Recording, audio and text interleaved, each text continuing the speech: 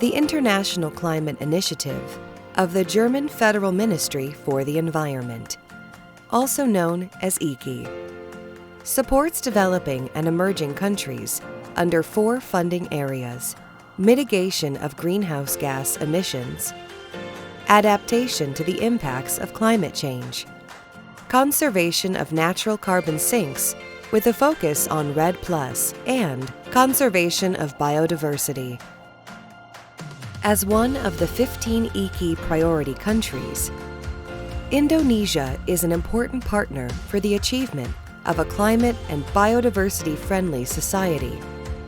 By January 2022, 56 projects consisting of 14 bilateral, 12 regional, and 30 global projects were implemented in Indonesia by 26 main political partners in cooperation with 29 implementing organizations. Let's take a closer look at the results and interventions of some of these IKI projects in Indonesia. Pemerintah daerah itu punya konsep masing-masing terkait dengan transportasi massal. Tidak menyelesaikan masalah kawasan, tapi hanya mengutamakan penyelesaian parsial di daerahnya masing-masing. Sehingga permasalahan pergerakan masyarakat ini, utamanya penentuan moda transportasi yang menjadi backbone layanan masyarakat ini, belum ada jalan keluar. Dengan adanya program Sutranama Indobus ini, perencanaan tersebut bisa berjalan secara komprehensif, menggabungkan kebutuhan semua daerah di kawasan metropolitan Nominasata, sehingga penyelesaian permasalahan mobilitas ini, pergerakan masyarakat itu bisa lebih komprehensif. With ITDP assistance, we were able to launch 63 dockless bike sharing station, improving first last mile connectivity in city center area. We also reached 1 million of Transjakarta daily ridership in 2020 after 2 years of microtrans integration. We continue developing multimodal integration of Jaklingko through 9 station integration and wayfinding standardization. Thank you.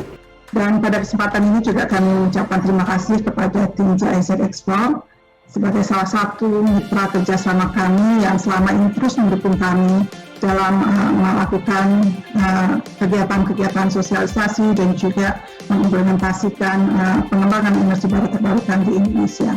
Let me express my deepest appreciation to GIZ colleagues for holding this event. It is an honor for me to be able to give a speech in this virtual dialogue with them.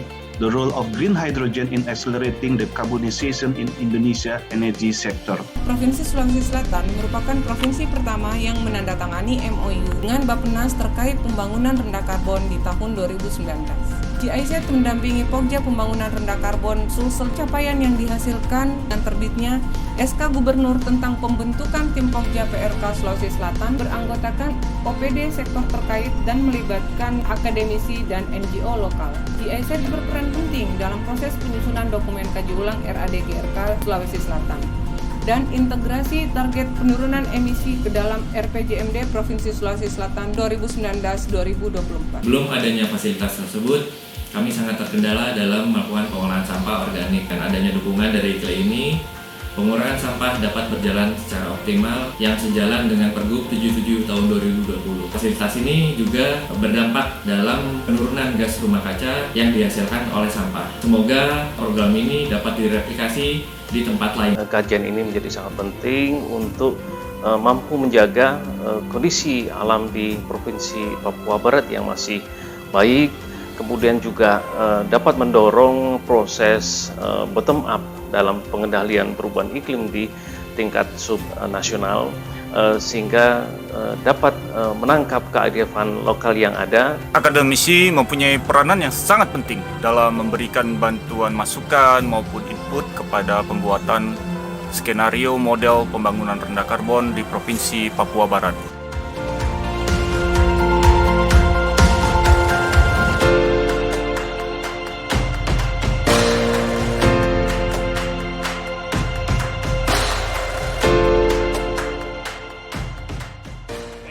Opinion on several issues resulting from COP26. And I listed earlier on already, I think there's a sense in all sectors that they can become climate neutral, if there's a supportive policy environment, the requirement for governance framework and political implementation. Jadi with or without international commitment, sebetulnya Indonesia memang akan melaksanakan upaya-upaya pengurangan emisi gas rumah kaca. Kenapa? Karena kita punya kewajiban untuk menyediakan lingkungan hidup yang bersih dan sehat. West Nusa Tenggara aims to reach NTB net zero emission by 2050. This commitment is reflected in the roadmap of 100% renewable energy by 2050, in which we are assisted by ICLEI to make it. Festival Iklim tahun 2020 menjadi penting untuk mengingatkan kembali gelora, semangat kebersamaan, dan pelibatan para pihak dalam mengatasi perubahan iklim. Kepada semua pihak yang telah mendukung kegiatan ini, Climate Governance GIC dan semua panitia, saya mengucapkan terima kasih dan penghargaan yang setinggi-tingginya atas kerjasama semuanya. Semoga kerjasama ini semakin dapat ditingkatkan pada masa-masa mendatang. Informasi yang menjadikan rujukan untuk kita masukkan dalam dokumen penyusunan rencana aksi perubahan iklim, yaitu masalah tingginya gelombang, kemudian rusaknya lingkungan mangrove, kemudian rusaknya terumbu karang.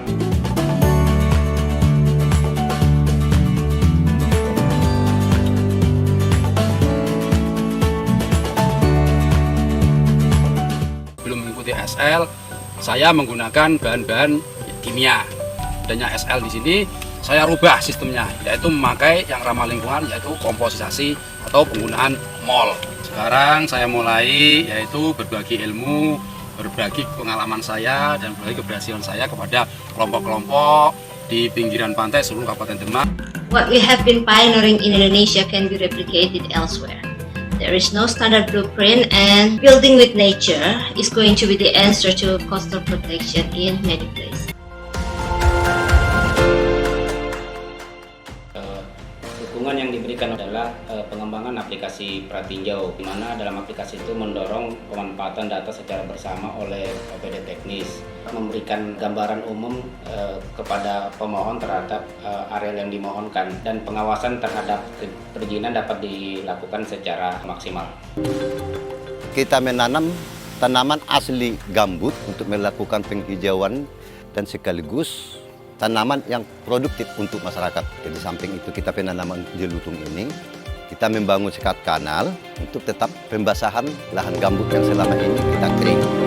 The Peat Impacts Indonesia program, located in South Sumatra and West Kalimantan, to jointly strengthen governance and stakeholder capacity on Indonesian peatlands.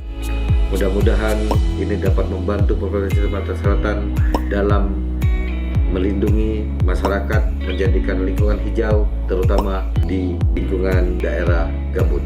Pemuda peduli gambut, hingga untuk hashtag pahlawan gambut. Nah, banyak sekali yang telah dilakukan kawan-kawan kerap, terutama memberikan sosialisasi kepada masyarakat. Program Rencana Tata Ruang Desa, koperasi mengikuti sertifikasi sawit rakyat berkelanjutan, dan di koperasi kami ada sekolah lapang untuk pelatihan pekebun.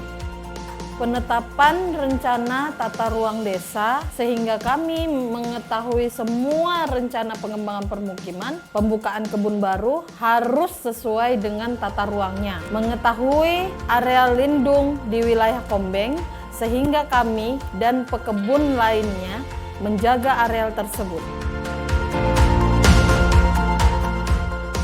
Saya tadinya tidak tahu apa itu hutan, dengan diikut sertakan saya monitoring kawasan atau pengamatan burung gitu.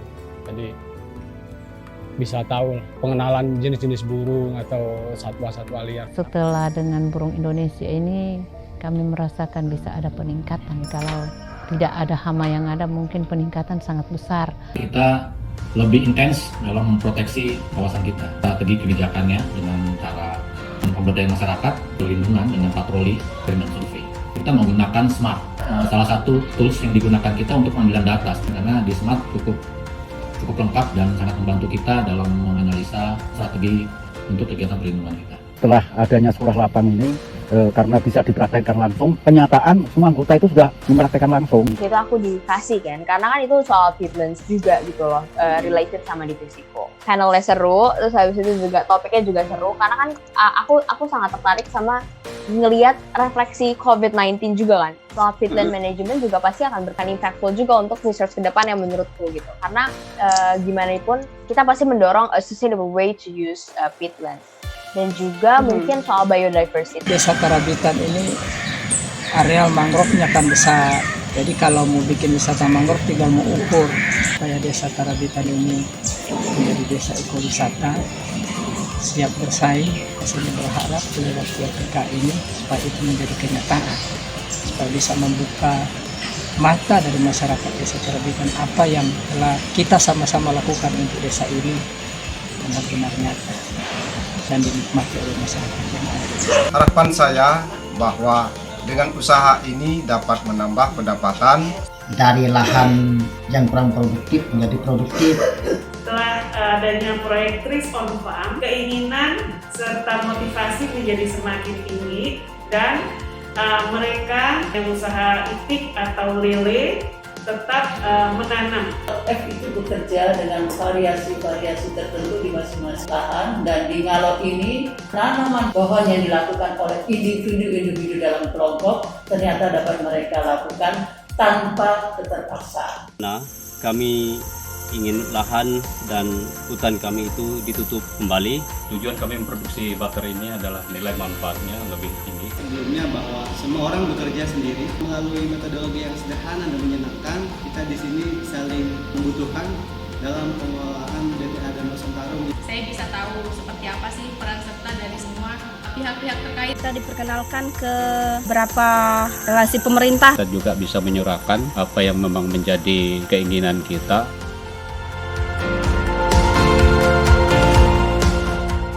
For more information, please visit internationalclimateinitiative.com.